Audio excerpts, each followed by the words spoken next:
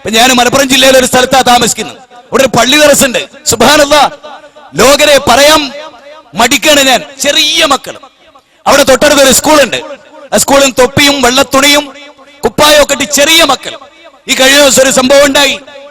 അല്ലേ, മാനവികത ഉണർത്തണല്ലോ. മാനവിക ഉണർത്തല്ലേ ഇവിടെ ചെയ്യണത്.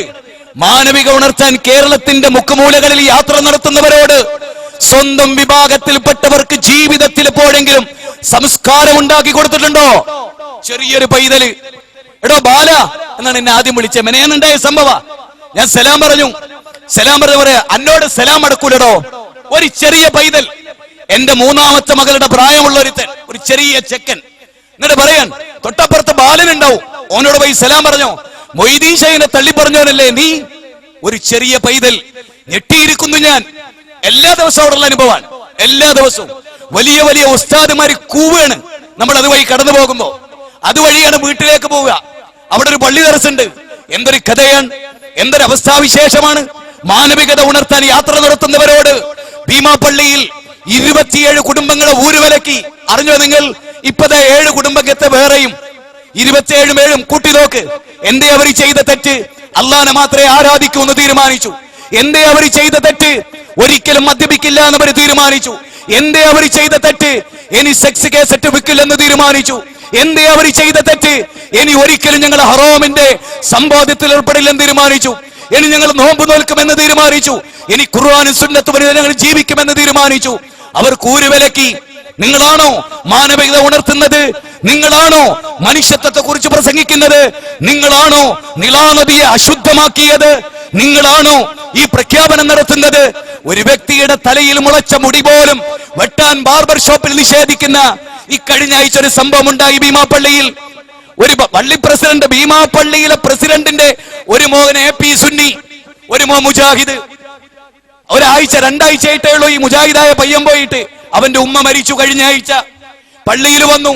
മയ്യത്ത് നിസ്കാരത്തിന് മുജാഹിദായ സുന്നിയായവന് മയ്യത്ത് നിസ്കരിക്കാൻ അറിഞ്ഞൂടാ. മുജാഹിദാവൻ മയ്യത്ത് നിസ്കരിക്കാൻ കയറിയുന്നു. AP സുന്നികൾ അവനെ പിടിച്ചടിച്ചു. പള്ളിയിൽ ഒരു മയ്യത്ത് വെച്ച് കൂട്ടാടി നടന്നു. സഹോദരങ്ങളെ, മാനവിക ബന്ധത്തിന്റെയും സൗഹൃദത്തിന്റെയും ഒരു ഭൂമിക RSSകാരനോട്, BJPക്കാരനോട്, മനുഷ്യ സമൂഹത്തോട്, ഏത് വിഭാഗത്തിൽപ്പെട്ടവരോടും ലാ യൻഹാകുമുല്ലാഹു അനില്ലദീന ലം യുഖാതിലൂകും ഫിദ്ദീൻ വലൻ യുഖ്രിജൂകും മിൻ ദിയാരികും അൻ തബറൂഹും വതുഖ്സിതു ഇലൈഹിം ഇന്നല്ലാഹ യുഹിബ്ബുൽ മുഖ്സിതീൻ എന്ന് 60-ാം അധ്യായത്തിന്റെ 8-ാമത്തെ വചനം. ഹൈന്ദവരോട്, ക്രൈസ്തവരോട്, വേദക്കാരോട്, നിങ്ങളെ വീട്ടിൽ നിന്ന് പുറത്താക്കാൻ പരസ്പരം സഹായിക്കാത്ത, നിങ്ങൾ ഏകദൈവ വിശ്വാസികളായി എന്നതിന്റെ പേരിൽ, മതത്തിന്റെ പേരിൽ നിങ്ങളോട് യുദ്ധം ചെയ്യാത്ത അമുസ്ലിങ്ങളോട് പോലും മൈത്രി ബന്ധം പുലർത്താൻ, സൗഹൃദം പുലർത്താൻ, ജൂതന്റെ വീട്ടിൽ പടയങ്കി പണയപ്പെടുത്തി മരിച്ചതിലൂടെ ഉള്ള മെസ്സേജ് ഈ മെസ്സേജാണ്. ജൂതന്മാരുമായി സൗഹൃദം പുലർത്തിയിടത്തുള്ള മെസ്സേജ് ഈ മെസ്സേജാണ്. അയൽവാസിയായ ഇബ്നു അബ്ബാസിന്റെ അയൽവാസിക്ക് ആട്ടിറച്ചിയുടെ കരയിൽ വെള്ളം ചേർത്ത് ദീർഘിപ്പിച്ച് നേർപ്പിച്ച് കൊടുക്കണേ എന്ന് ആവർത്തിച്ച് പറഞ്ഞതും ഈ അയൽപ്പക്ക സൗഹൃദത്തിൻ്റെതാണ്. 20 ബാധ്യതകൾ അയൽവാസിയോട് വിശദീകരിച്ചപ്പോഴും ഉയർന്നുയർന്നു നിൽക്കുന്ന കോമ്പൗണ്ട് വാളുകൾ അയൽവാസിക്ക് കാറ്റിന് തടസ്സമുണ്ടാക്കുന്നുവെങ്കിൽ അതുവരെ എതിർത്തുകൊണ്ടാണ് പ്രവാചക തിരുമേനി കടന്നുപോയത്. സൗഹൃദത്തിന്റെ പുതിയ ലോകം.